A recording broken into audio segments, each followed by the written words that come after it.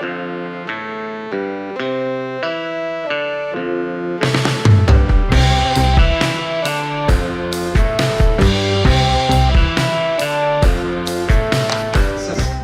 speaker is our own Ann Vesterman.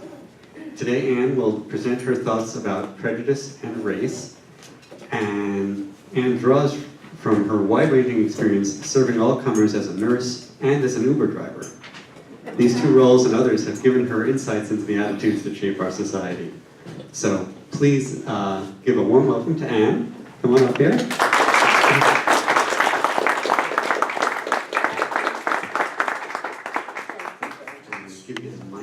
You're wired up, right? So I am, I hope. Yes, now I'm here. It's working. Thank you for coming on such a dreary day and less of a sleep than usual. Thank you very much.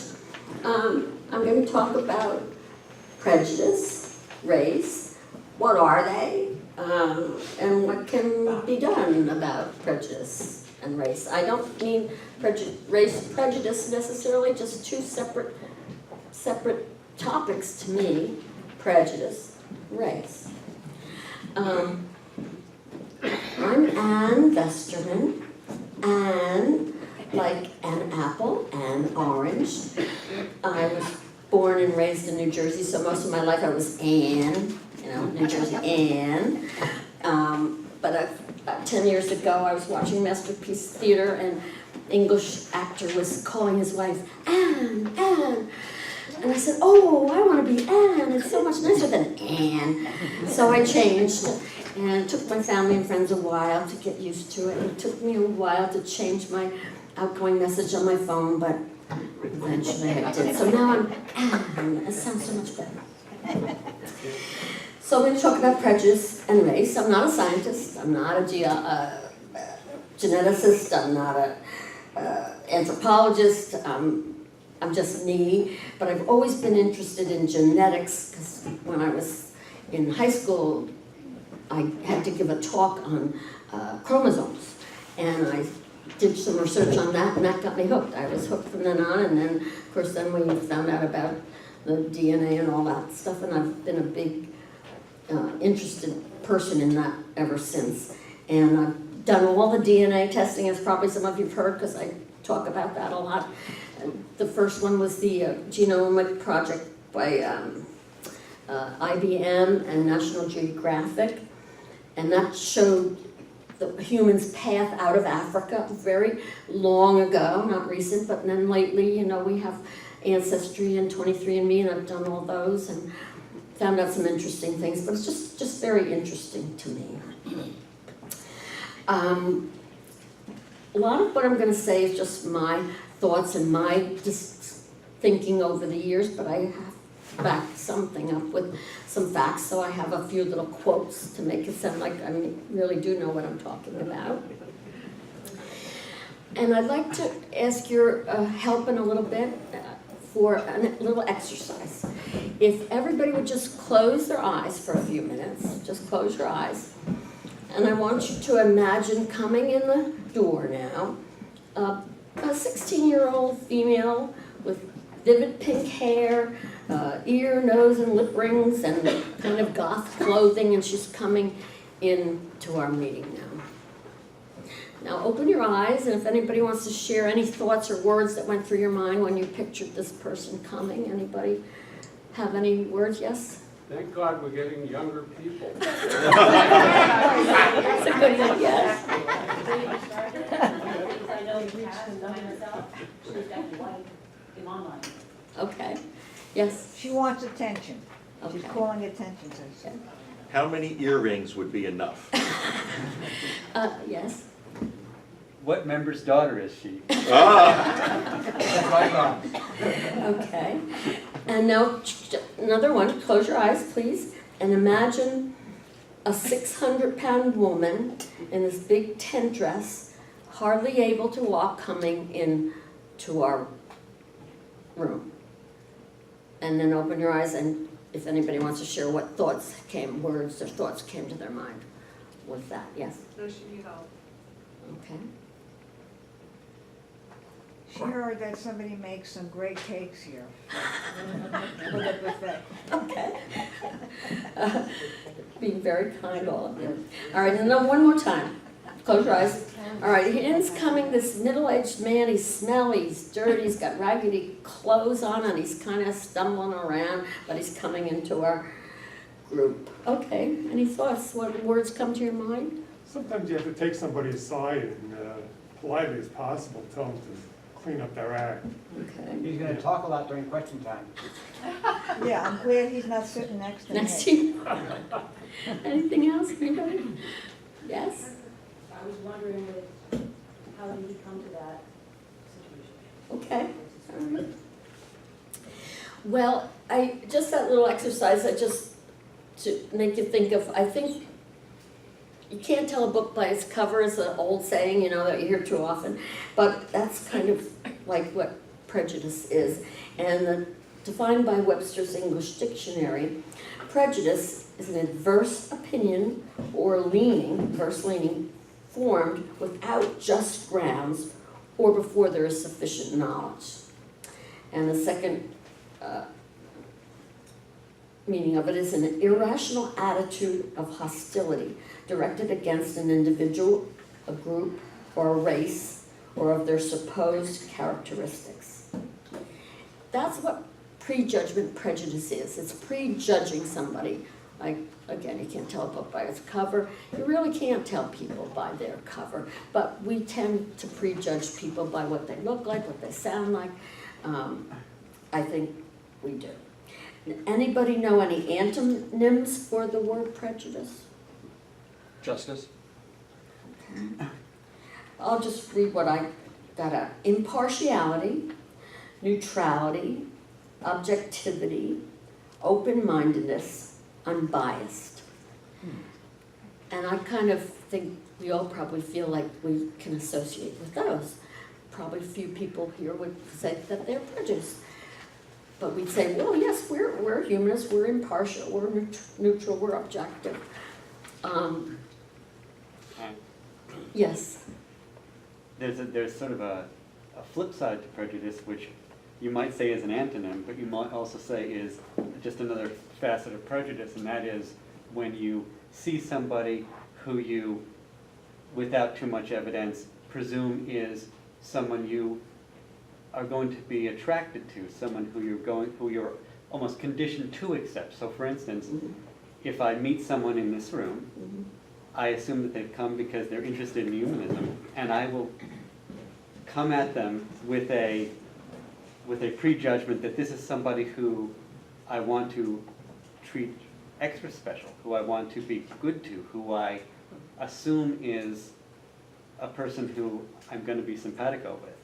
And sometimes that's borne out and sometimes that's not, but even that, you can sometimes have an unduly positive preconception that is either reinforced or shattered after another 5 minutes of interaction. Exactly. Like we ladies, if we see a tall, handsome man and he's well-spoken and well-dressed, well, whoa, what a nice person. Well, he might not be a nice person, but that's the first, you're attracted to that like that. Yeah. Well, what if somebody walked in with a thing like this, with a squash, you know what I'm talking about? Yeah, I'm Well, gonna you be would have prejudiced, prejudgments yeah. about that Right, person. exactly. Yeah. But that's evidence, that's not without evidence.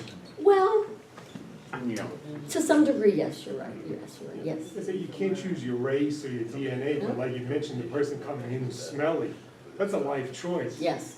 Well, A not choice that always. you made. Not always. Well, if you're not Yes, taking care no, of I your appreciate hygiene, you. Yes, right. yes. I read a book recently, and I've heard this before, but since I read the book recently, I copied it down so I'd have some evidence to back me up. So I read Why We Believe in Gods by J. Anderson Thompson Jr. and Claire Okafor in their book Why We Believe in Gods. And he states, and he's very learned and very into psychology and sociology and all that, he says, we invariably identify with groups to which we have been assigned as the in-group, and those others as the out-group, even if their groups are arbitrarily assigned.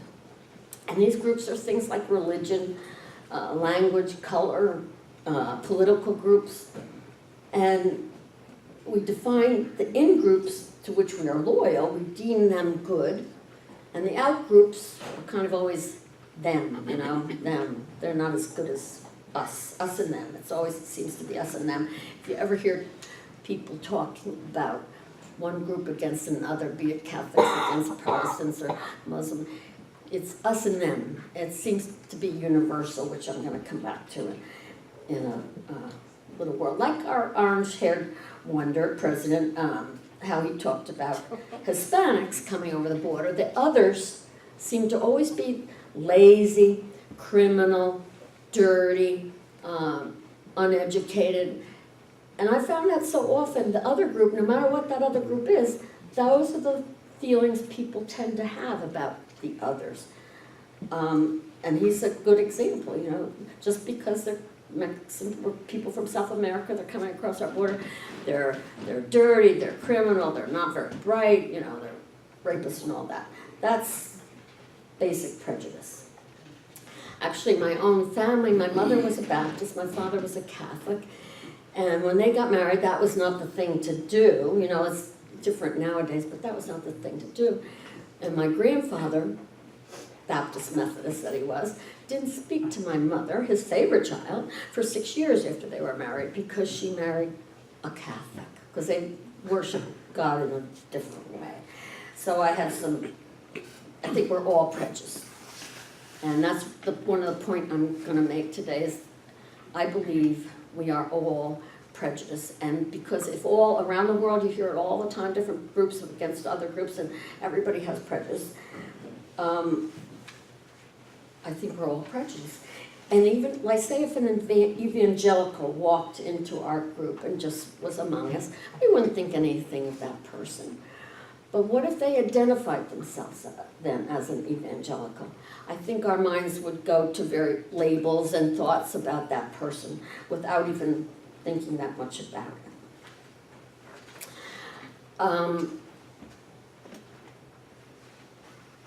As I said, us and them is a big factor in the world.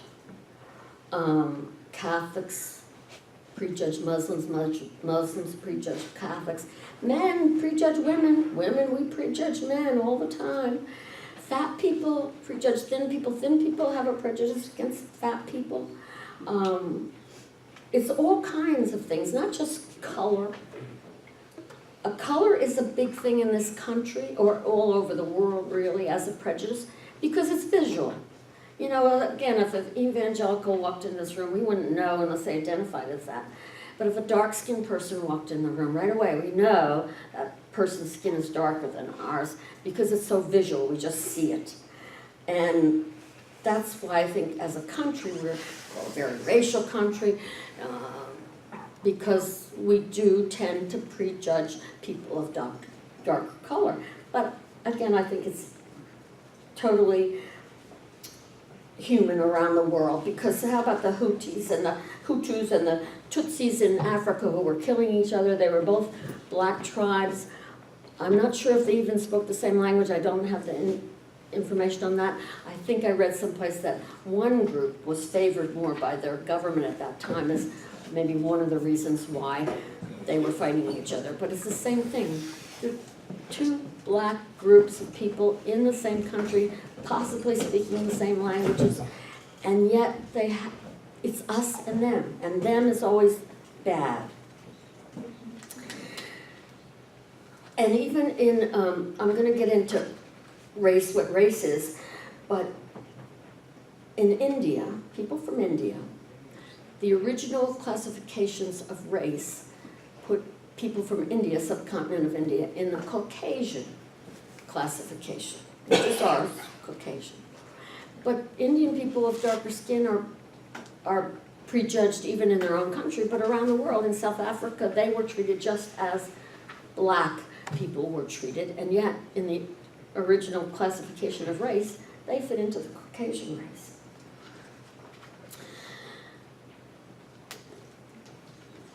Wikipedia says race, a human categorization, is a classification of humans into groups based on physical traits, ancestry, genetics, or social relations. It's typical of early proto-scientific attempts at classification, and mostly, very often used skin color. Where did this stuff come from? Well, I'm not a big researcher, but I got all the research that 1775, men began to categorize people by physical features into the main classifications of the races which we know of today. In 1780s, members of the Göttingen School of History were some of the founders of the three terms that were used of Mongoloid, Negroid, Caucasian. They became the main classifications of race. However, it's gone asunder in people's knowledge and understanding at this point in time. More studies were done over the years, and subtraits and features different parts of the world's population were put into effect. And these classifications, even though I'm going to negate them after, are still used in forensic anthropology to identify dead bodies and things like that. But as I'm going to say, that's the only reason it is of any use as is now. The classical Mongoloid refers to indigenous people of Central and East Asia, Southern Pacific Islanders, and native North and South Americans. So our Indians from this country were put into the Mongoloid classification of race. And some of the features listed as identifiers were a round, wide, flat face, a broad nasal bridge, and protruding cheekbones. No epicanthal folds in the eyelids. That's why Asian people, their eyes are different. They lack the epicanthal folds. They have yellowish skin due to skin containing keratin, a larger amount of keratin than other people do. The class named as Negroid referenced indigenous peoples of sub-Saharan Africa, and the features listed were broad, flat, and round nasal cavity and nose, notable facial projection of the jaw and mouth area, large orbital distances, large teeth, skin pigmentation varying from very dark brown to light brown, thick, very curly black hair. Caucasians were referenced from the Caucasus, the people that lived in the Caucasus, and that's the white race. Indigenous peoples of Europe, North Africa, Southwest Asia, and the Indian subcontinent. And as I said, the Indians in this country and all over the world, because some of them have darker skin, are treated as if they fall into the old Negroid class, which is just not scientific, doesn't have any meaning. As an Uber driver, one of the things I do talk to people all the time, and I had this young girl and her fiance and two other people, and she was in the front with me and he was in the back seat and two other people, they were going out and get talking, and she said, yeah, we're engaged, we're gonna be a biracial couple.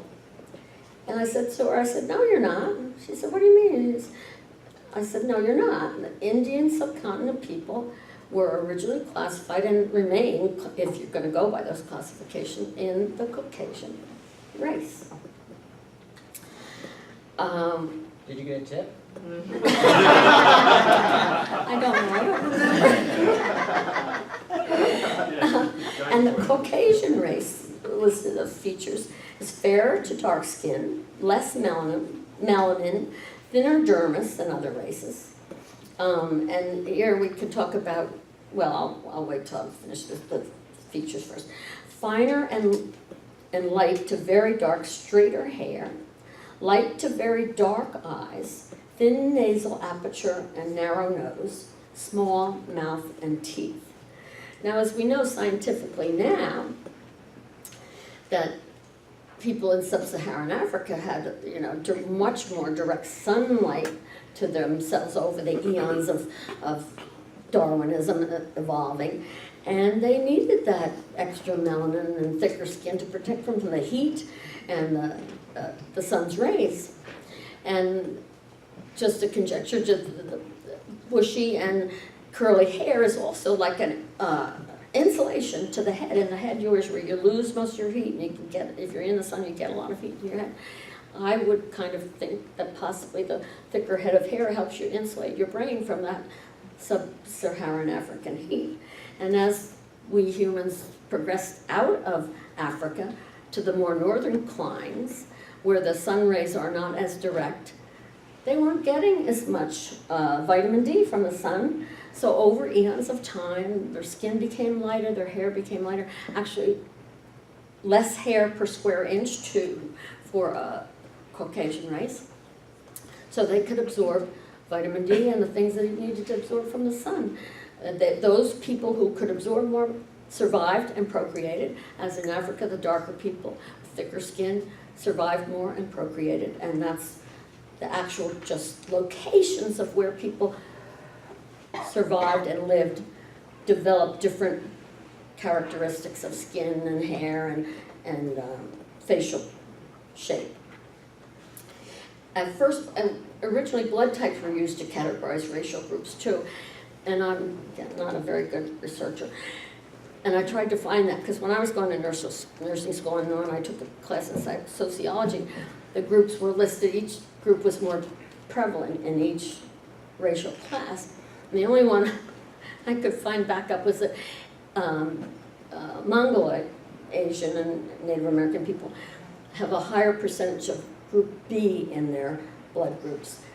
But in researching further, group O is the most prominent all over the world. And basically every population all over the world has pretty much the same proportion of group O blood group. It goes from about 45% to about 55%. And saying Asians have more B, it's just like they're 45O and maybe 50 B.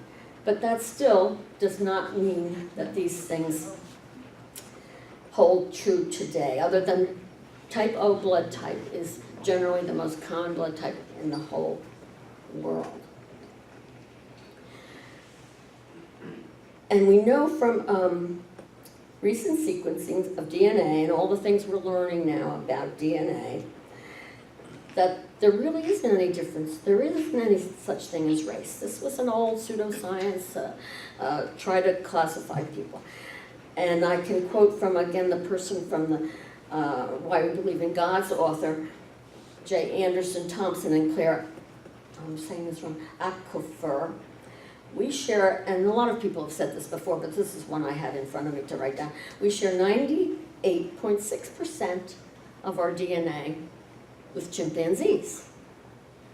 Now, if we're that close to chimpanzees, how close are we to each other? And actually from the gentleman, Dr. Spencer Wells, one of the founders and spokespeople for the Human Genome Project, which is the first genetic thing I got involved in. He started that 15 years ago, and he was in the Channel 13 put a show on about it, and he was a spokesman in that, and he's written a book about it and then a TV special. And he says, quote again, "These classifications are now seen as pseudoscience. We all have common origins. Race, in terms of deep-seated biological differences, does not exist scientifically." Last month's speaker too, yes, okay. Excuse me, it may have been this program, but I remember there were a number of students, graduate students on this program, and they all had their genomes done. And they were all kinds of people from all over the world. And the people who were the closest was a woman from Scandinavia and a man from sub-Saharan Africa, as an example of how little our visual features tell about a person's genome. Yes. Thank you. Yeah. And that's what we know now if we want to accept and believe the current science. But again, we're so inbred with the idea of race and what they are and who they are. It's not easy. Color is just a receptor gene, we found out. The receptor gene is turned on or off, and it makes an enzyme that acts as a sunscreen in darker colored people, and And lighter colored people, it's not there so that they can absorb the sun. Yeah, we're practically identical genetically. And the gentleman last month's speaker, George Do you think? His name? Pachenic. Pachenic, thank you, stated, and I was glad to hear him state that because I don't like to research and get the actual backup for what I think is right. He said we are roughly 99.9% identical at the genetic level. So yeah, we're all different sizes, different shapes, different languages, different religions, different foods. But this is one of the points I want to make and get across and get out there.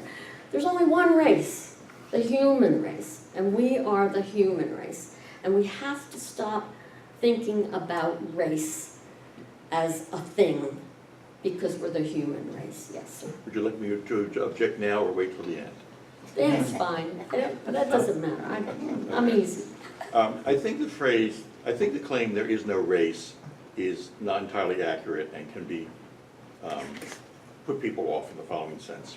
If we were to line up here a black African, a Chinaman, and a Caucasian person, and ask people to identify which is which, we would get that correct, okay? So there is a concept of race, okay? And it is easily perceived in that sense. I think the more accurate statement is that our perceptions of race are genetically superficial. But to simply say that there is no such thing as race is to ignore some obvious evidence. Well, I disagree, I'm not, smart enough to give you reasons why, but in the way we live with and learn about and think about race, there isn't any such. Yes, different colors, different shapes of facial features, different sizes, different religions, different languages. But by race, by genetic, we're so much the same that there can't be anything. To tell someone that they cannot tell the difference between a Negro and a Caucasian is false. The same way, Okay. somebody taller than me, you could tell the difference between me and somebody taller. Okay, so there are 'cause I'm differences short. in height and there's differences Yes. in only differences in racial Yes. characteristics. Yes. But to say there's no such thing as race is false. A more accurate statement is to say that the differences we call race are genetically superficial. So stop using them. Yeah. As, one point to perhaps bolster what you're saying, Anne, is the genetic variation within chimpanzees, who are so close to us, is huge compared to the genetic variation of humans. And this is because only a few of us came through from Africa to populate the rest of the world. So the genetic variation among humans is very, very small, to the point that it's worrisome, because we're much more likely to be wiped out by a plague, say, than chimpanzees because of their genetic variation. Thank you. And that's the way I see it, that we are all one race. There is no such thing as race. Yes, we have to accept that there's different colors and facial features and sizes and shapes and everything. But we can't call it race. We call it differences from their eons ago ancestors where they live. That's what those differences come from, not from a separate race. And I'm Because that's the way that just a little word is confused used. because I'm kind of in agreement with you that I know, hated saying. Wow. Hated saying that. Maybe I should stick with it a little bit, right? But race is not genetically related at all. I agree with you that you can't distinguish between races for any reason, on any basis other than genetic. Well, then But what does race is race mean? What does the cultural. word race mean? It's all, racial prejudice is cultural. It's all It's us all and them, cultural. yes, It yes. has nothing to do, Yes. and I think that's why I agree with you, you can't distinguish race on the basis of genes. But that's the point I'm trying to make, I think, Okay. that, there is no real Right. racial difference. We're all a Absolutely. human race. Genetically superficial. Absolutely. Yes, Did are you we make that? totally different in You made many that- ways? And can we see these differences as well as know about them? Yes. But I don't want to call them race. They're just differences in the way people look from their ancestors of where their ancestors lived due to environmental Darwinism caused these differences, not a different race. let me just, I really don't have that much more to do, so I'm glad there's a lot of questions, because I don't really have that much to say. Again, the differences are due to the location of our ancestors on the planet, Darwinism. There's no scientific reason for the term race. Socially, maybe, yes, you want to use it to say people are different, but that has a lot of bad connotations to it, the way we use the word race now. So I like to get rid of that, myself, get rid of that race and say, well, you're all one race, the humanists. It's always us and them, and because it's around the world, you hear it any time you listen to people about different groups and they're against this and that. It's really worldwide, and this, the other point I want to try to make is, to me, if something is universal in humans, to me that means it's in our DNA. And it came to being somewhere in the eons past that prejudice, prejudging people, had some kind of benefit to us. So it's still there. And I really do believe it's universal. It helped us survive in some way, but now it's really leads to inappropriate, inhuman, and dastardly human interactions. And we can't change our DNA, so what can be done? Now here's, for what it's worth, my view of it. I think we need to acceptance. I don't mean accepting other people. I mean accept that we are have built-in tendencies towards prejudgment, prejudice. We have to accept that we do that every single day of our lives, all over we have to accept that, internalize that. Yes, we prejudge people, but that doesn't mean that's who they are. We have to learn more about that person. As you say, come in and talk to you, you learn more about them. They're just the same as you and I. People all over the world are just the same as you and I. They have different religions, different languages, different foods, but everybody wants food, shelter, procreation. They want their children to be safe and healthy and sheltered and fed. That's worldwide. Religious dogma and other kinds of dogma interfere and get in the way of these things, but we're all the same around the world, and I want people to accept that, and accept that there really isn't anything as race, other than if you want to put darker skinned people in one category, but there's no one darker skinned category to put them in. And I think we need to welcome and celebrate differences. What if all the women in the world looked like me? Wouldn't that be boring? What if all the men were the same size, shape, and color? Wouldn't that be boring? What if we all had the same religion or non-religion? That would be the same language. Food. I grew up in the 50s, and it was the English kind of, you had a meat, you had a potato, and you had a vegetable. Boy, when I found out about all the foods and the different kinds of foods in our world, it was wonderful. Differences. We should accept them and celebrate differences, because that's what makes life really interesting and full. But we always kind of keep people in categories. What if all flowers were red roses? I love red roses. If all flowers were red roses, they'd be ugly and we'd treat them as weeds. So I just this is just something I want to get out there personally, that there is no such thing as race, sorry. We are all the human race, and we should treat each other that same way with dignity and respect. And we should celebrate differences, not be upset because somebody's a Muslim or somebody's, a darker skin color or has no candle folds in their eyes. People are people all over the world. They're human beings, they're human race. We're all the same. And we need to learn to accept that we do prejudge people. It's normal human behavior, but kind of fight against that every day. Don't let yourself be ruled by the prejudgments. And welcome differences in people. And encourage talking to people of differences, and because it's so interesting. The world is so boring if everyone would say. Difference makes life interesting. So I say celebrate differences, forget about race, and that's what I have to say.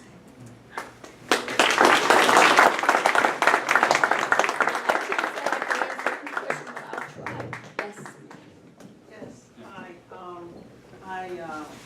okay, category would you put me? Okay? That's my basic question, okay?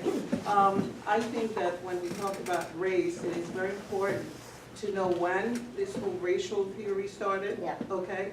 What was the socio-economic and dominant culture and economy of the world.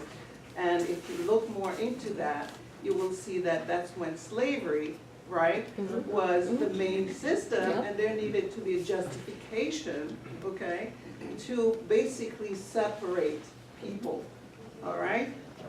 So it's a very political issue. And I will tell you, yeah, I'm from Haiti, etc. Everybody knows that because I've said it several times. But because it also teaches something, that the first constitution, first Haitian constitution, said that if you're Haitian, you're black, no matter what color you are.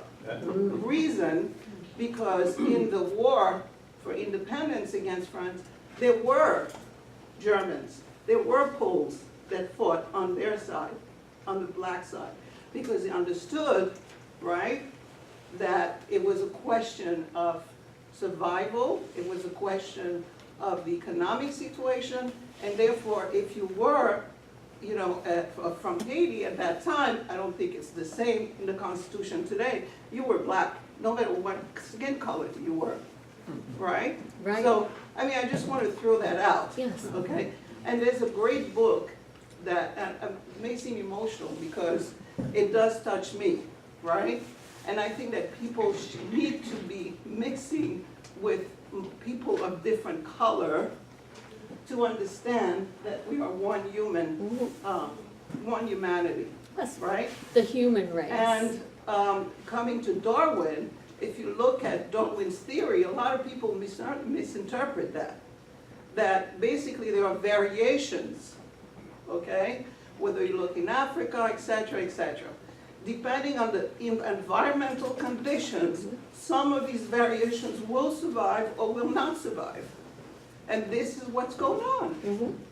As people move to the colder climates, right, the people with a lighter color were surviving because there were less issues, with the sun and everything, okay? So one has to understand this. This is very simple, right? But the problem is that society, okay, wants to separate us. They want to put us in categories, and I refuse. Well, I politically identify as black, okay? I could politically identify as mixed because I have German, I have French, I have white people, in my ancestry. But I also have black, Sure. right? Yes. I also come from a section of slaves that, people that were slaves, right? But I cannot put myself in one or the other category. I'm Well, sorry. you shouldn't. But I You're do human. politically do. Yes, well, it is I very do political. politically do. And it is very human. Again, it's a part of our human nature. Again, to tribalism. We're very tribal people, and tribalism is nothing more than group prejudice. And somewhere in our DNA, because everybody's kind of tribal, and we group ourselves to like-minded groups, which is tribal. And again, that has to be basic in our DNA for people all over the world to behave that way. And all I say is be aware of that, and kind of think about that, and talk to people about that, and be aware that that's just kind of a feeling we have, and we want to think that way, but that it's not that way. We are all one race, the human race, no matter what color, shape, size, religion. Yes. So, Susan. actually, for me, an interesting point occurred when we elected President Obama. So, of course, President Obama is called the first black president. And I said, why is he called the first black Exactly. president? He's half white. Yeah, why didn't we call him white? Why did we call him white? Because of skin color. But this Which is my means point. nothing. This stuck out so much to me, so this went back to slavery, as you said, and when the slaves were freed, even if you were 10% black, you were called black. How stupid. I mean, this was done by stupid men at stupid times. Politically brilliant. Yes. Politically stupid. Politically stupid, because obviously you'll kill your whole self out I don't know If you get to be 1% of something, are you still something? Yeah, but as soon as you say stupid, I'm a little bit bothered because. All right, I'll say ignorant. I'll say ignorant. Because this speaker here that Anne, Microphone thing, I forgot about that. well, she said racial differences are cultural. Okay, and also we have built-in tendency to prejudge people. And I would like you to pay more attention to this point. I just want to tell you, first let me identify myself. I was born in this country, I'm Japanese American. I'm second generation Japanese American, but I was brought up in Japan. So during World War II, I was not here. I was not put away into camp. So I have not actually experienced prejudice when I was little. So I grew up in Japan, came back when I was 18. And I have observed America as an outsider. And I think there's still a little bit of that in me. But also I have, my family have successfully integrated into the society. And at the same time, I cannot forget saying in Japan, this was way before Japanese people laid their eyes on the white people. But there's a saying, old saying, if you have light complexion, it covers 7 defects. Because Covers but what? that's the thing. I know it's true. What would you say, Cosby? What? Let her It speak. covers 7 defects. 7, That's not it. 17. 7 defects. The thing is, people in northern Japan are light-skinned. They have beautiful, some women, in fact, so translucent skin that in a feudal time, when the feudal lord will visit northern part of Japan, these women working in the field will cover their head with a big scarf that they will not be observed, and because they were afraid that they'll be picked up and forced to sleep with the lord that night. And that would happen. Yeah, so this intuitive observation, as we approach strangers, the first thing that comes to you, first thing you see is the skin color, their features, their hair. And also, I'm reading some literature, I forget, Greek literature, before the Common Era. They mentioned the beauty of Northern Europeans. They didn't call this a European, but the beauty of these blonde, light-skinned women in Greek literature, going back before the Common Era. So don't we know, don't we feel intuitively what beauty is? We don't have to, is it cultural? Is it built in the evolution, in our human development? Tell me, because we do know what beauty is when we see it. Well, you know, I was hoping there would be some African American people in the audience today, because I was going to ask them if they were willing to offer, because even within the Black community, there's prejudice for lighter skinned people as opposed to darker skinned people. There's a lot of that. So it's just universal. Did you want to do the thing, or? I can do the mic. It's going okay. Okay. I thought we'd experiment because you wanted to. Oh, I just didn't want to do it if call you on didn't people. want me to do it. No, that's fine. You can call on Yes, people. sir. Yeah, the irony is, in this country, people get suntans because they think darker is better. If you go to Southeast Asia, the light people are better and are regarded as more beautiful. A Caucasian woman with light hair is very regarded as beautiful in Thailand. So they like being light, and It's crazy. It's just crazy. Yeah, actually, in one part of here, I skipped over it. I meant to mention that. Isn't it ironic that darker skin color is something that's looked down upon when we Americans spend so much time and money tanning, and now the women are puffing up their lips to be bigger too, you know, spending a lot of money and puffing up their lips. It's crazy. I'm sorry. Oh, yes, because you had spoken. Yeah, I think you're getting to something that I've had a lot of question about, like where does our preference, I mean, where does this come from? Where does it come from that we think white, blonde, et cetera, is more beautiful? And you mentioned Rwanda. I actually was in Rwanda when the war broke out. It's gonna be nearly 30 years now soon. So there, it was the Hutus and the Tutsis, who are the Watusis. Now the Watusis are taller, finer features, slightly lighter. The Hutus are shorter, broader features, stockier. Okay. The government gave preference to the Tutsis, even though they were the minorities. And that's what blew the whole thing up. Is that what it was? Thank you for mentioning that. And they spoke the same language, they spoke the same language. I thought that, but I couldn't find evidence of that. Thank you. Yeah, they spoke the same, and French, they spoke a lot of French, right? That's how I managed. Do you think it was the government preferring one over the other that was a hard? Particularly when it was a minority. That's in Yeah. Belgium, obviously. Well, I think to a certain extent. Recent. Yeah, apparently the preference for the Tutsis goes back to the Belgian The colonial period. Who gave them the government. Who picked them out as being a little bit closer to their look and also convenient as a subpopulation who could be a middleman Right. overseer Right. class. Actually, they're the ones that came and saved us from the war. The Belgian army came and, took us to Belgium. They sent airplanes to get us out. The American government didn't do anything for us.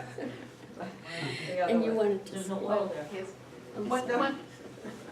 One of my favorite stories about trying to categorize by race, I read in a book, I think it was 14-something, and in Mexico and Central America, early on, all kinds of people came once the first white people came, people coming from Asia, American Indians, Europeans, people from South America, so on and so forth. So there's a huge mix of different ethnic groups and by definition colors. So they desperately tried to make classifications. You know, if your mother was Chinese and your father was Central American, then you were one kind, and just went on and on and on. And they got to a point where they just had to give up because the mixing was just too much. It's funny how we humans want to do So that, much for classify classifying everybody. race. Yeah, Yeah, right. yeah, it's funny how. It's for survival though. There was a study from Berkeley that said that rats. You call them. I'm sorry. That's all right, I'll call on you. Go ahead, I call on you. That's all right. Oh wait. We No, want to I'm calling know on about you. the rats. They had white rats and black rats. And so they would take the baby rats away and put the white rats that were raised by black rats. And they would take black rats and have them raised by white rats. Now, white rats that are raised by white rats would not help a black rat that needed help, like to get him out of the trap. But a white rat raised by black rats would help both a white rat and a black rat. Because And the other way around. they So- knew them. because they didn't see them as different. And it's conversely, a black rat raised by white rats would not help, but would help either rats. I don't think But so. a white rat raised by white rats wouldn't help a That's black not rat. convincing. Wow. And that's just, because they're different, and that's, it's survival. So No, I interesting. don't agree with that one. One other thing, Yeah, Fun. I'm yelled at by Eric, my child. What you're saying basically is that to be prejudiced against any ethnic group, and I think racial spills over into ethnic, and there's a lot of prejudice against ethnic groups as well, even the same race, so-called. There's prejudice about everything. But, That's, and that is not morally acceptable, obviously. yes. But on the other side of the coin is the fact that we can't ignore the differences between people. And for example, medically, it's very important to know sometimes something about an ethnic background. If we're looking for Tay-Sachs disease, for example, we're looking at one ethnic group. If we're looking for sickle cell anemia, we're looking at several other ethnic groups because they're more prominent.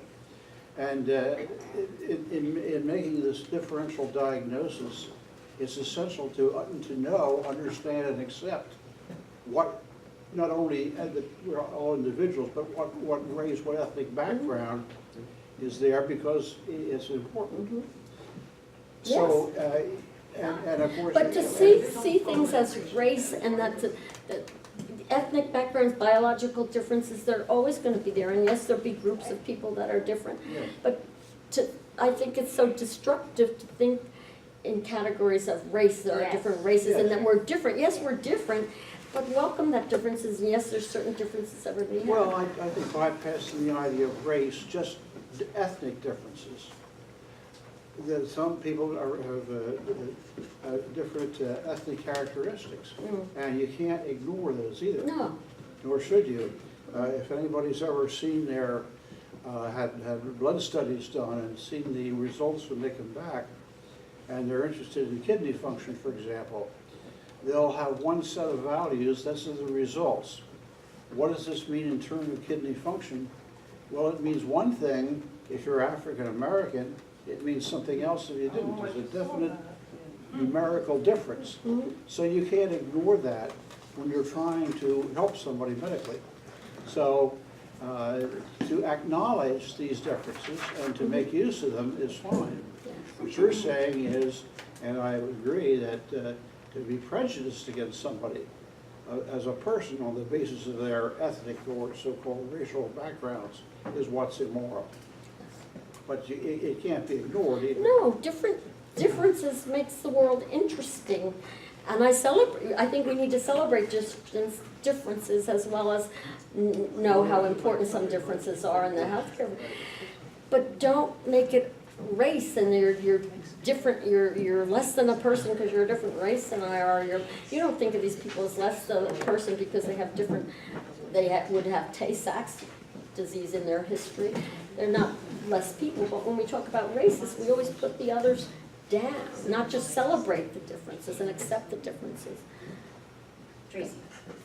And I'm glad, this is what I want us to talk, I'm so glad we're talking this way, because this is what we all need to do in our own families, in our own societies, and talk about race and differences, and tell people, accept difference and welcome difference. It makes life so much more interesting.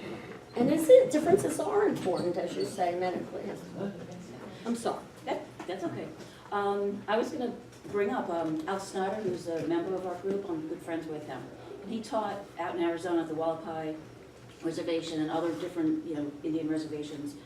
And living out there, one thing he observed, not in teaching necessarily, but that the indigenous people, because I prefer that because it irks me to call them Indian because they're, No. Anyway, black people, call them, they say black, were considered above people of indigenous, for whatever reason.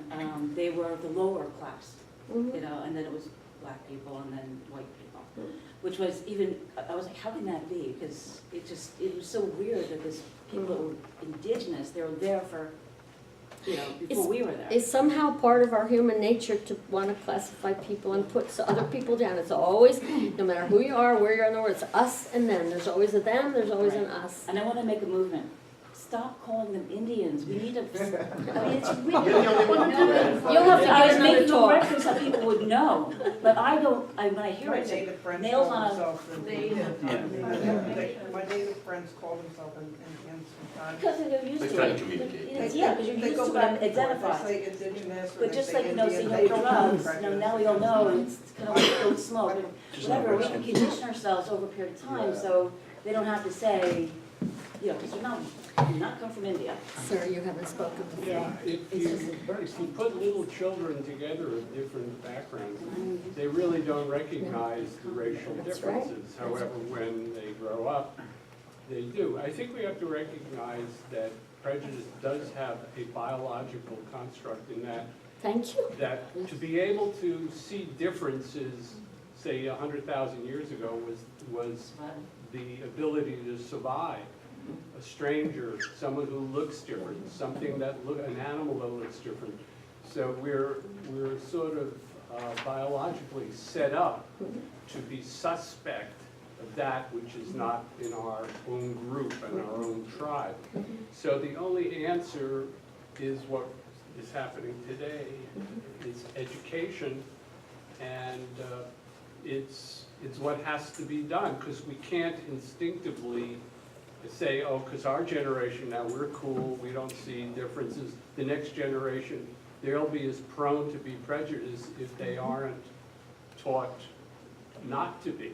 So it's a constant intergenerational educational thing that has to keep continuing. And one thing that I have to say is I watch this program, what's the name of the Roots program that we watch? Yeah, Finding Your Roots. Finding Your Roots, is that one person had in their background both a slave and a slave owner. Yes. And the person was, huh? Like, what do I make out of this? Thank you for saying that, because thank you for saying that, because that's kind of the point I want to make, that I'm trying to make, is we have to understand and accept that we are all prejudiced from some back eons ago, some reason it helped us. We are all prejudged people all the time. We have to accept that.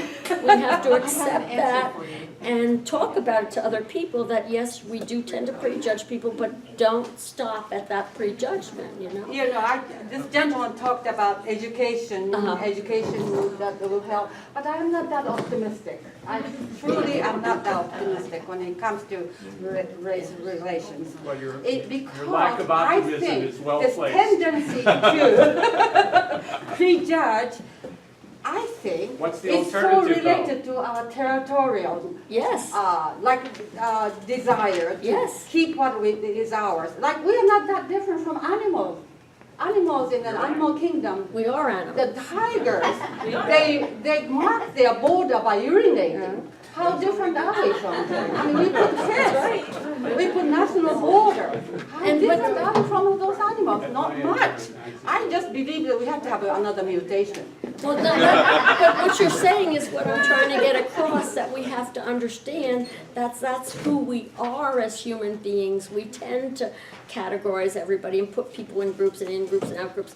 Just be aware of it, understand it, so that it mediates, you know, the worst part of grouping people and segregating people and all that stuff. It mediates it.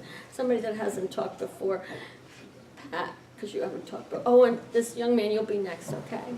Pat. I'm just gonna say something that other people have alluded to. We're really primates. I mean, we're really like chimpanzees or great apes. That's what we are, great apes. And you see the way they behave. I mean, the chimps, if somebody, a tribe or whatever they are, chimps, puts a little pinky on their territory, they just kill the whole group. I mean, they're doing the same thing. They ostracize members of their groups. You know, that's the way we are. I mean, it's in our brains, it's in our psyche, it's wired in there from the single-celled organism. And that's the point I'm trying to make. It's there, so we have to accept it, acknowledge it and accept it. But we can But then change live a it, different that's the way. thing. Don't live that way. Live a different way. Live a more open way. Sir. So I think a while ago somebody brought up that rule about beauty standards and how it's like kind of like similar fair skin tone. And I think most of it, though I think there's like the genetic, you know, way of seeing it, that, you know, taller people, you know, are more healthier, right? Maybe. But I think more of it is because of, well, it's for example, like it's colonialism. Like if you look at the history, Europe colonized the world, right? Africa, South America, Southeast Asia. I'm Filipino, grew up in the Philippines, fair. We prioritize fair skin. Whitening products, there's a big skin whitening section in every grocery back home. Papaya soap, big thing. Pills that you drink to make your skin lighter, right? And we're buying tanning lotions. Exactly. And so, yeah, and that's also reinforced through The media, advertising, exactly, yes. media. Yes. And you see all these, you know, even though like back home we were all Filipino, but we watched American movies. And people identified with Tom Cruise, not with the local person, right? So that's the thing. And also, another thing about the comment that, you know, that you repeatedly make about we're all, you know, one race, the human race. And, you know, I agree with that, like genetically, you know, I agree with that. On the flip side, I think it's also, it tends to, I don't know, it feels like more like a colorblind blanket statement that kind of like negates the experiences of people who, you know, who are ethnically different. Like, I agree with it, we're all one human race, but I think if you had an African American male here and we were tell him, hey, we're all one race, a human race, he'd respond with, okay, well, just ride with me the next time I get pulled over. But that's the thing, we have to internalize and accept the fact that we're prejudiced and that we think of people as different than us as them and treat them differently. But that's why we have to talk like this and realize that it's inborn in us, so we have to be aware of it and fight against it every day. Fight against your prejudices and your predetermined human needs to separate people. Fight against that every day. And yes, I'm sorry. I tend to lean towards culture more so. All right, I mean, I know it's there, you know, evolutionarily, but I tend to lean towards culture. And to sort of illustrate this, a little personal story. First of all, I am a citizen of the United States, and I am a heterosexual white male. Mm-hmm. Consequently, I am a member of one of the most privileged classes on the planet. All right, so that's my culture. Now, I was watching television the other day, and a commercial came on, and it was for a product that is normally, I mean, that is for rich people. All right, I forget exactly what it was, but it was aimed towards rich people. And the person there, right, the person that they had on the screen was a black male. And my mind immediately said to myself, that's an interesting marketing choice. And then I said to myself, why the hell did I think that? Because it's in us all. Well, I mean, but culturally, all right, that was built into me culturally. All right, from the time I was a little boy, all right, it was just understood that we white guys, we were the best. Yeah, but marketing, what they're doing, this has been a long time, maybe you don't notice it, but they're targeting people of the black, you know. No, that wasn't the point I'm trying to make. No, I'm not talking but about the saying marketing, I'm they talking are about doing me. it, they've been doing it because I'm they talking about the probably culture. But like, you have making people drink lower brow back in the 80s. They were marketing to black people because they wanted to buy things that they felt they upped their culture because of these items, and they were targeting these people.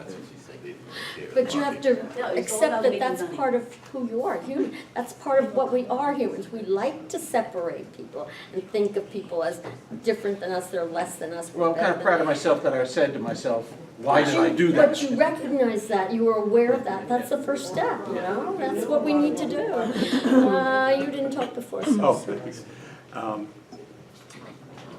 First off, I agree. I think this is great that we actually are able to have this discussion and been coming to these meetings for a few months, and I think this is valuable. Because even as a group, we're all here for a central reason. There's going to be disagreements, and I've heard some stuff today that I don't agree with at all, and some that I do, and that's great because we got to have that.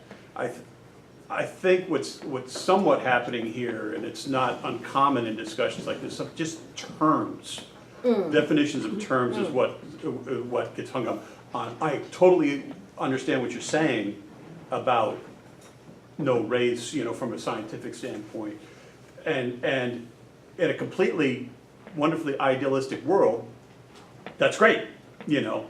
Unfortunately, we don't live in that, but it's an ideal that I think is worth striving for, which is, you know, one of the reasons that we're here. And the gentleman over here, and I'm sorry, I'm not going to remember names, but about the history of sort of evolutionary thing in the past of how you saw somebody from a different, that looked different from you. It was a defense mechanism for survival. Right. And as we all know here, evolution is a very, very slow process. Now, we are tribal. We still are. Fortunately, this is all my, you know, bullshit analysis. Fortunately, and I think due to obviously technological advancements and communication being much easier, you know, I could call my mom in Arizona now and it costs me the same as if I call you, you know. That we're still in different tribes, call it nations, call it counties, call it whatever. But I think slowly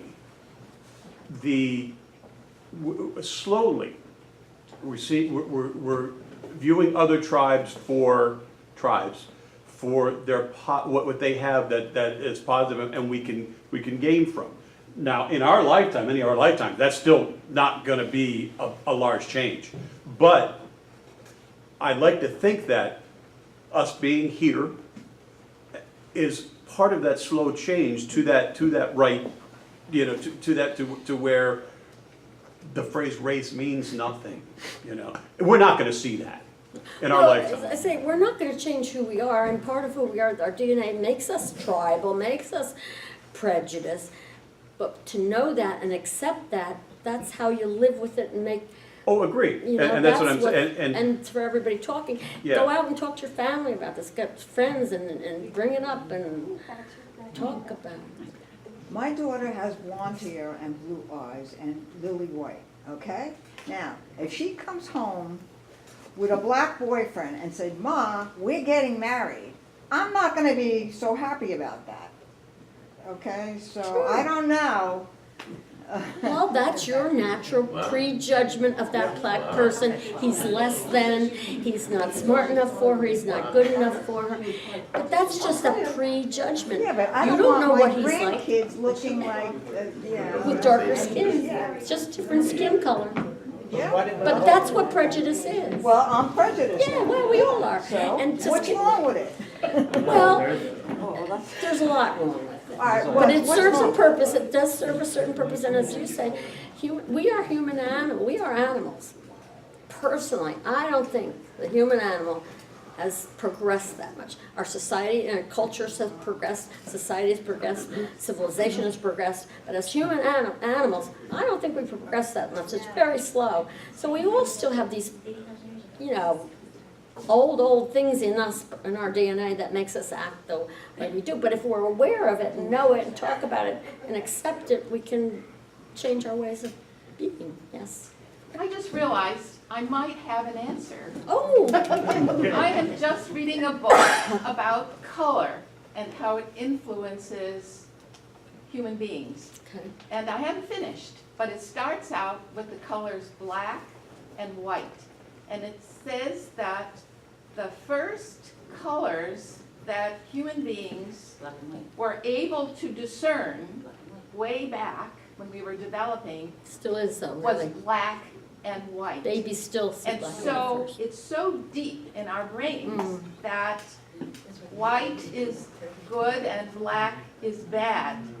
And it's really, really deep in our DNA. I believe Way that. before we started seeing white and black people, because I would guess early on, everybody was black and so Even on an and so old Western forth. movie, So the bad this guy is- always had black and the So good guy this always is, had white right, cats. exactly, so this, they end each color by saying, so this is how you can use knowledge of these colors in your life if you want to persuade people. So what I'm saying is, your answer is, before anybody saw any black people, there was this in our brains saying that white is better than black. No, I don't agree with that. It's gotta be. I will show you a reference. Animals see color. Oh, no, I'm sure, but it's not perhaps only human beings at this point. Why was black bad? I don't remember, because there are things associated But with everybody black was that are black not good for originally. people. Well, night and day, really. Night and day. Night and day, It's right. bad. Right. Well, No, but too early people, dangers happen in the dark. But that is in our history. Excuse me. I said, excuse me, quiet please. Another speaker, please. Another question. Yes. All right, let's try and bring it together. Let's keep our shit together. I'm gonna let Ann, it's been working so far Okay. pretty well, but it's, you know, Yeah, yeah. okay. Yes. Yeah, and Pauline, I'm sorry that you don't want to see grandchildren that look like me, but that's okay. The point that I wanted to make is that, I'm glad you came out with colonialism. One has to, and also your point, there are natural things that we have, the instincts, right? You're basically talking about instincts, right? But, we also live in a society, right? So we also have learned to either reinforce these instincts, okay? Or understand that these are instincts, but we have to overcome them because we live in a society. And I think that what's happening in some societies reinforce these instincts, and others try to, these are instincts, but you have to overcome that. And I think that's what humanism tries to do, right? In other words, we understand, well, we are humans, this is where we start from, but we want to overcome some of the quote-unquote bad reactions that we may have towards each other so that we can understand what really is common to us, right? So I was listening yesterday, listening to Beethoven's Ode to Joy. And basically this is what he was talking about, right? That we're all brothers. He didn't say sisters at that time because, it was 1801, because he was prejudiced, right? But it was a time when, societies were opening up, right? And there were like 3 or 4 major revolutions at the time, right? And that was a whole change in mentality. The other thing I want to say is that a lot of these racist, racial theories were developed by very racist people. Yes. Right? Yes. To justify colonization, slavery. Well, we can oppress these people because they're dumb anyway. Yes. Right? They're And jerks, they're not, okay? they have no intelligence, The only and ones they're that were perfect violent. are white people. And therefore the features of a white person are are the best. But even among white people, you can see like there are whole kinds of variations. Talking about diseases, okay? Within the white population, there are variations. These are regional variations, right? So the blood disease, right, about oxygen and everything, in the Mediterranean basin, the white people got that. And the blacks also, they just call it a different name. It's a different gene, a little bit of a different, but it has the same effects, all right? So, I mean, we have to understand that we have a brain, right? And that brain has to be able to be educated and understanding and move beyond, right, our instincts. Because it's great to talk about instincts. Yes, we all have them because we have in the origin, we try to survive, but it's not that anymore. It's not that anymore. And our health, we have to understand that with our health too.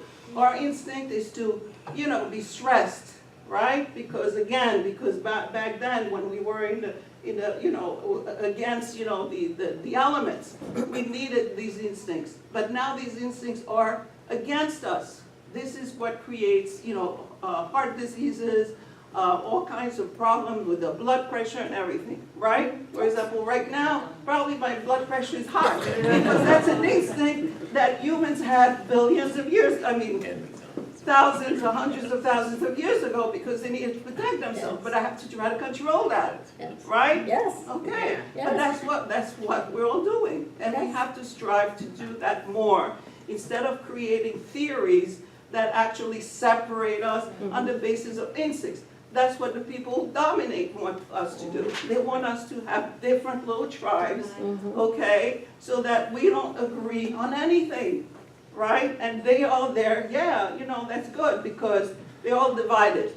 Divide and separate. Well, Right. that's like one the song, point you I have to can be put out carefully there. taught. One point I can put out there that I try to make people think about is differences are always going to be differences. Maybe 100,000 years from now, maybe we'll all, if all the dogs in the world interbred, they'd all be brown, short-haired dogs with curly tails. I saw that someplace.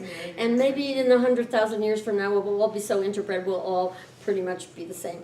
But we have to welcome differences, make life interesting. Don't put people that are different away. bring them in. Makes life so much more interesting to hear different foods, different languages, different religions. I know we're against religion, but I find it fascinating to learn about different people's religions and languages and culture and food, especially food.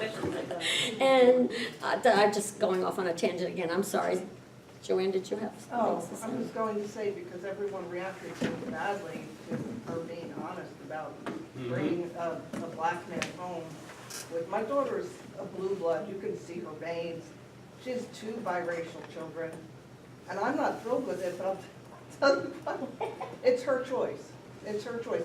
And do I not like those people? It's not that I don't like them, the men, they're fine. But I'll tell you what, my grandson was born 2 weeks ago into a trust fund family, so there's not, a problem with that. I don't think he's going to be raised badly. I think he's light skinned, and that makes me happy because I want to see it easier for him. Not because I don't like black people. I know many, but I think right now, here and now, for the next 3-4 generations, it's still going to be the same. So to me, because one of my things that we have to do as people is protect our children and our children's children. That's what we're here for, is to keep the line going, it's one of our, so you shouldn't feel badly about that, because it's probably not that you don't like a black person. Exactly. You want If your she daughter had black to have- friends, I don't care what they are. But think now, it might make this her is, life difficult. because we And can't that's a mix mother- all these races, that's the thing. There aren't any races. We're all one race. Well, we can't mix all these differences. Why not? What are we gonna do, monsters? I mean, No, we're all human beings, different colors, birds different of a sizes, feather different flock shapes. together. That's what I'm the shortest person in my whole family. Sometimes. So I got the short jeans, everybody got the tall jeans. Be called on. I'm sorry, I'm going off the subject. I'm sorry, 10 minutes. Oh, I'm sorry.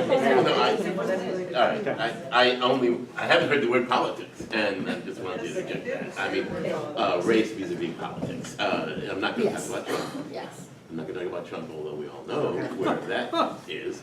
I just got back from the Dominican Republic, and my driver took us up to the place, and he said the bad guy was coming. He said the darkie will come. I looked at the 2 men.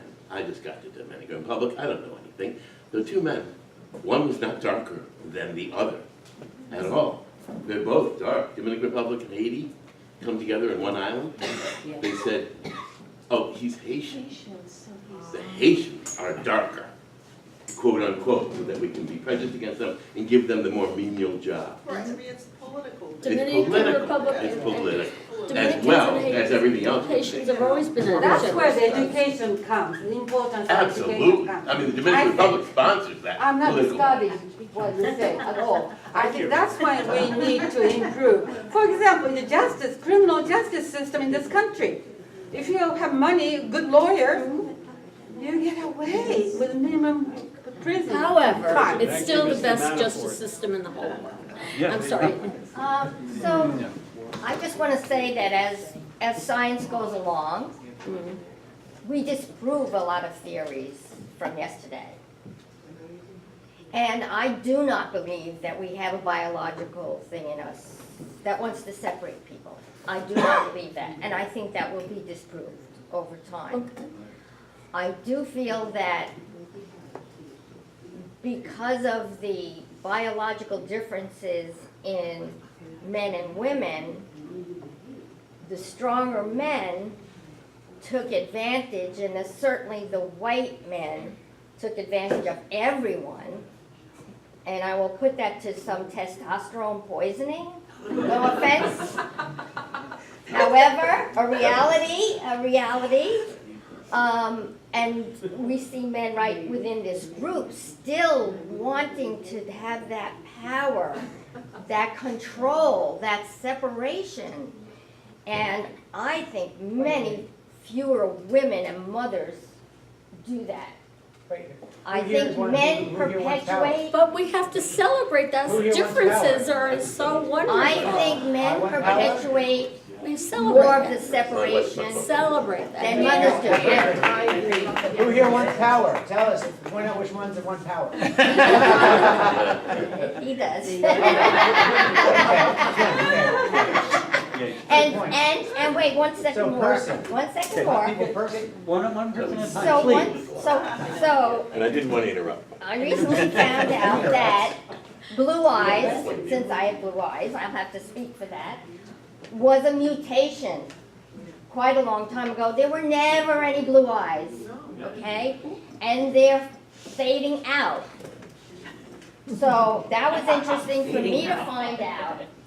And I have always been attracted to men with dark eyes, darker skin, and dark hair. So I grew up a blue-eyed blonde, but my attraction was not to who my father looked like. It was to other people. And That's all in your DNA too. well, you know, Everything is DNA, everything. What did you want to add? Do you want to wrap up, or you want to? I have nothing more to say if somebody That else. we haven't gotten to What? is the science of the sameness of human beings can be mapped out. I saw this, I read it and I saw it in a wonderful program that showed the migration from Africa and the amount of DNA that was here and then went there and went there.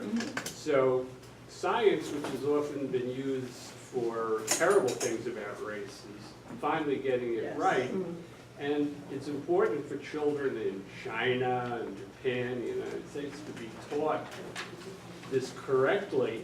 I found it very liberating to see that we are all derived from Africa and we're all in effect Africans of different stripes. But the education has to come to the children when they're old enough, I don't know, 5th grade, 6th grade, so this message gets across in a scientific way that's convincing perhaps, rather than just saying we're all the same. I agree. Where's the proof? Here's the proof. Right. But social change is very slow, always has been, always will be. Social change is very slow. That's, I don't want to say more. I'll get on another soapbox altogether. Yeah. You want Let's talk about race. Oh, yeah, to, go ahead. thank you. No, did you say? What? No, I'm finished. Oh, okay. I'm sure.